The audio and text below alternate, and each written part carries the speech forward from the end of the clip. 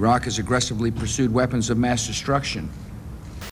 The United States knows that Iraq has weapons of mass destruction. The United States of America will lead a coalition and disarm him in the name of peace. In the wake of the September 11th attacks, as fear gripped the nation, a narrative began to take shape, one that would lead the United States into a bloody conflict. But this conflict was not directed at those responsible for the attacks. Instead, the crosshairs were adjusted through rhetoric and set on a different target: Iraq. But the Iraq War was not just a battle fought on the ground. It was a war covertly waged in the hearts and minds of the public. Through the deliberate use of propaganda, George Bush and the bureaucratic state crafted a narrative that justified the unjustifiable.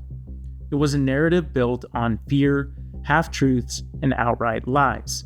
The invasion of Iraq was just the beginning of a long and costly conflict where truth became the first casualty.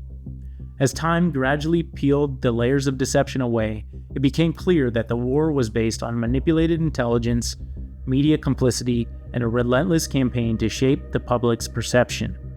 This is the story of how a nation was led to war under false pretenses, and the devastating consequences that followed. The September 11th attacks left the United States reeling, plunging the nation into an atmosphere of fear, grief, and profound uncertainty. The images of the Twin Towers collapsing were seared into the collective consciousness of every American. America was a nation under siege, and the overwhelming demand from the public was for justice and security. But as the dust settled, the question emerged: who would be held accountable, and how would the nation prevent such a tragedy in the future? In this climate of fear, the seeds of broader conflict were sown. In such a charged atmosphere, the American public was particularly susceptible to manipulation.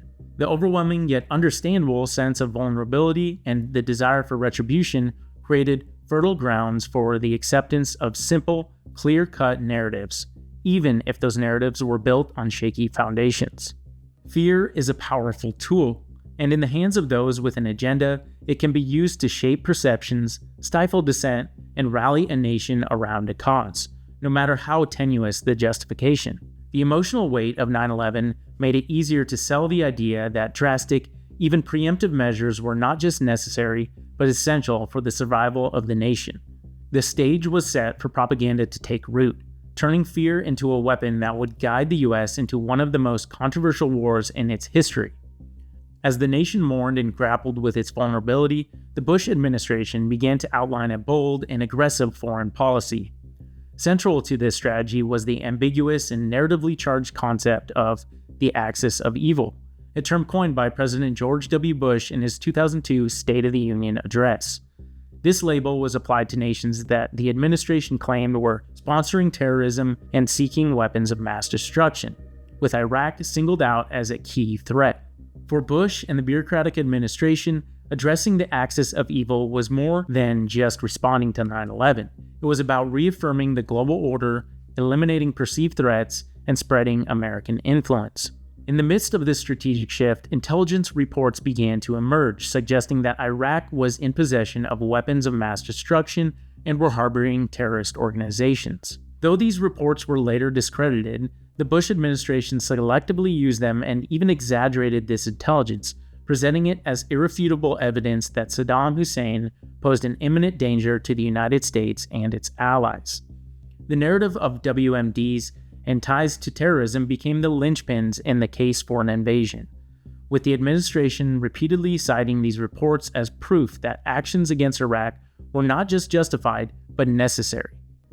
As the Bush administration pushed forward with its agenda, the media became an essential tool in shaping public opinion. Major news networks, newspapers, and journalists were not just reporting the news. They were, in many cases, amplifying the administration's message. While there were some dissenting voices, they were largely marginalized in the broader public discourse.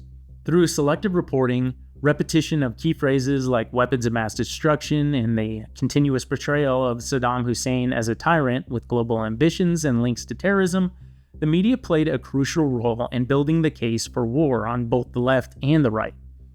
The administration skillfully fed the media information that fit their message, knowing these stories would dominate headlines and fuel the growing demand for action. Behind the scenes, a select group of powerful individuals orchestrated this narrative.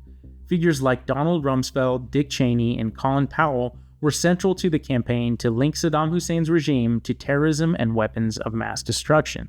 Rumsfeld and Cheney, key architects in U.S. foreign policy, relentlessly pursued military action against Iraq.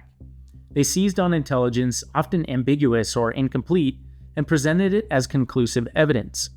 Colin Powell, widely respected for his military and diplomatic experience, became the face of this campaign when he delivered a presentation to the United Nations in February of 2003. Armed with satellite images, diagrams, and alleged intelligence reports, Powell laid out his case for war. His credibility lent weight to the administration's claims, convincing many in the international community and at home that the threat from Iraq was real and immediate. However, much of what was selectively presented as evidence was later proven to be misleading or outright false. One of the most notorious examples was the claim that Iraq had attempted to purchase yellowcake uranium from Niger, a critical component for developing nuclear weapons.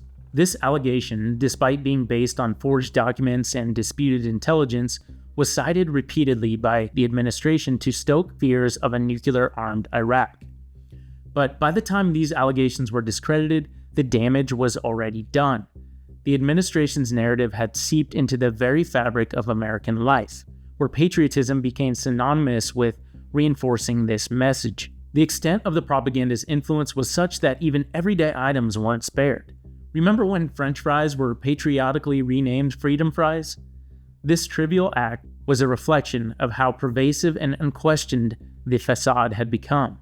The narrative had taken hold, and the march to war was unstoppable. After over a year of meticulously shaping public opinion, Bush and the bureaucratic state achieved their goal: a publicly supported invasion of Iraq, strategically branded with the title Operation Iraqi Freedom. With the invasion underway, the war itself became a stage for relentless propaganda. Even the name Operation Iraqi Freedom was a masterclass in oversimplification, reducing a complex geopolitical conflict to a narrative of liberation and righteousness.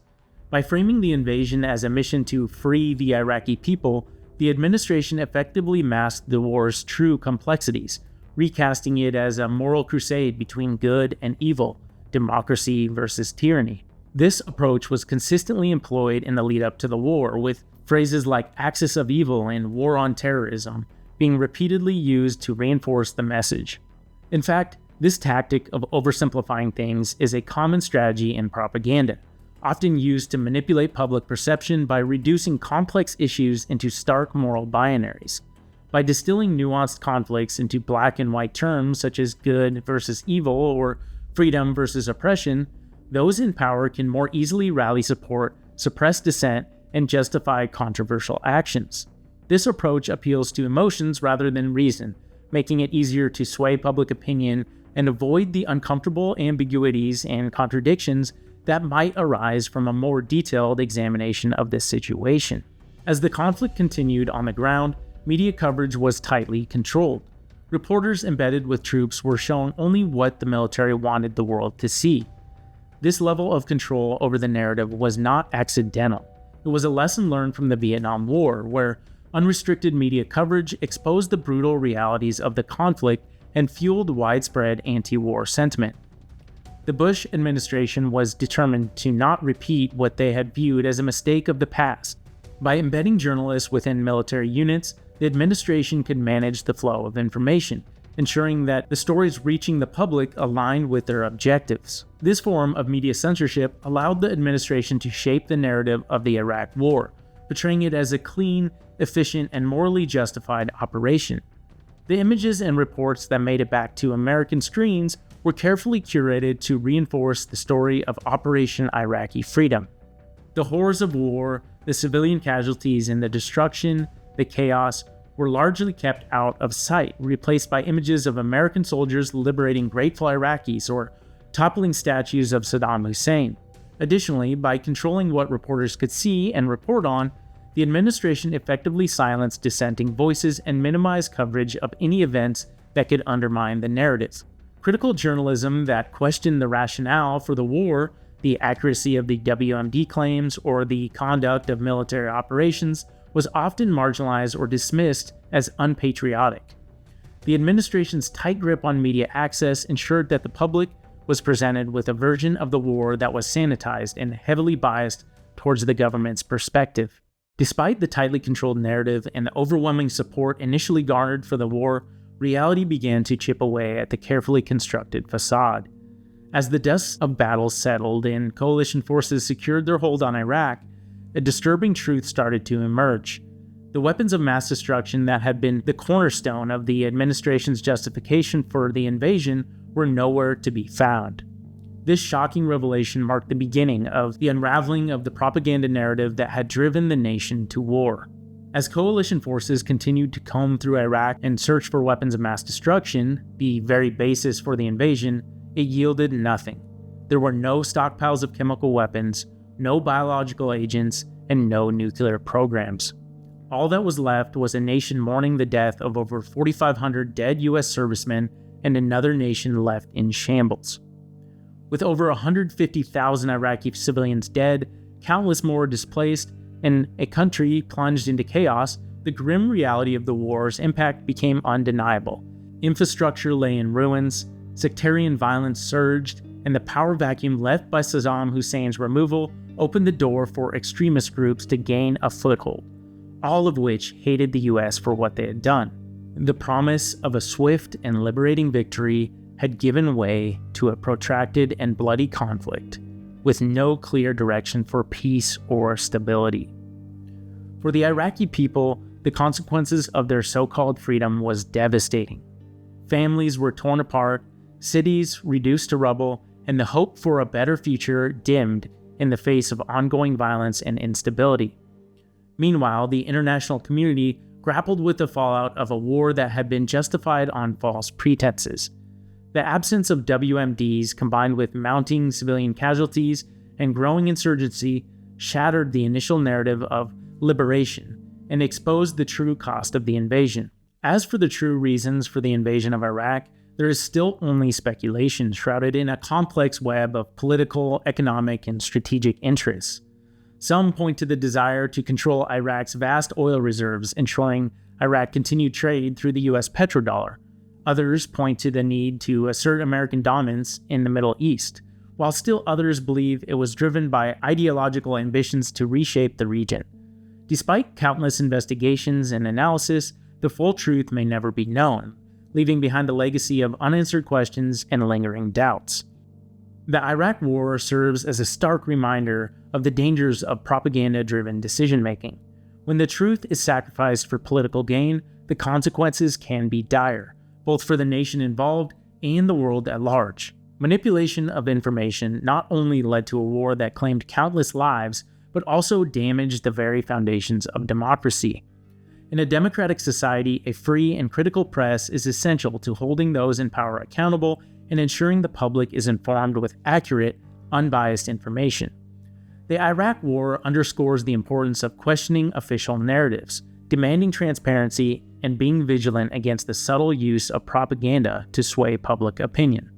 As always, I encourage you to share your thoughts in the comments below and continue this conversation together. Have a great day, and I'll see you in the next video.